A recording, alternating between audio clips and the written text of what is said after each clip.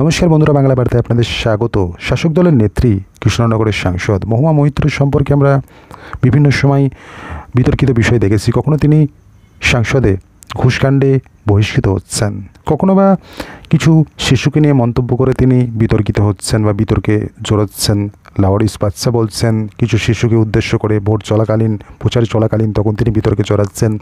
এই নিয়ে একাধিক বিষয় আমরা দেখেছি।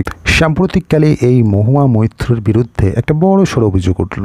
তার বিরুদ্ধে চিঠিও গেল শাসক দলের সুপ্রিমোর কাছে এবং এই চিঠি লিখল শাসক দলেরই 5 জন বিধায়ক।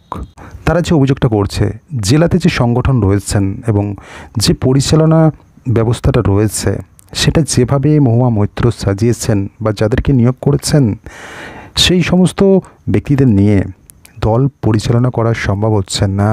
তাই তাকে জেলা সংগঠন থেকে মহুয়াকে সরাতে হবে, সেই পদ থেকে, সভাপতি পদ থেকে তাকে সরানো হোক, এমন একটা আর্জিও জানিয়েছে এই 5 জন বিধায়ক। তবে স্বাভাবিকভাবেই শাসক দলের 5 জন বিধায়ক একজন সাংসদের বিরুদ্ধে অভিযোগ আনছে, তাকে একটা পদ থেকে সরিয়ে দিতে হবে, এরকম একটা আর্জিও জানাচ্ছে। কার্যত এই জিনিসটা সামনে আসতে তো শাসক দলের অন্দরে একটা শোরগোল তো তৈরি হয়েছে, এটা তো আর বলার অপেক্ষা রাখে না। তবে এই যে 5 জন বিধায়ক, তারা হলেন কৃষ্ণনগর দক্ষিণের উজ্জ্বল বিশ্বাস, চোপড়ার রুকবানুর রহমান, কালীগঞ্জের নাসিরউদ্দিন আহমেদ, করিমপুরের বিমলেন্দু সিংহ রায় এবং পলাশীপাড়ার বিধায়ক মানিক ভট্টাচার্য। এই 5 জন বিধায়ক মহুয়া মৈত্রের বিরুদ্ধে শাসক দলের সুপ্রিমোকে চিঠি লিখেছেন। এই 5 জন বিধায়ক শাসক দলের সুপ্রিমোর কাছে মহুয়া মৈত্রের বিরুদ্ধে নালিশ জানিয়েছে, তাকে পদ থেকে সরাতে হবে।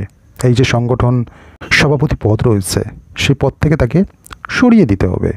এবং সাথে তারা মহুয়া মৈত্রের বিরুদ্ধে আর একটা অভিযোগ আনেছে, এই যে রদবদলটা করা হয়েছে সংগঠনের মধ্যে, যাকে যাকে যে যে পদে বসানো হয়েছে, এই সমস্ত জিনিসটা যে করা হয়েছে কার্যত তাদের সাথে আলোচনা না করেই মহুয়া মৈত্র নিজের ইচ্ছা মতো এটা করেছে।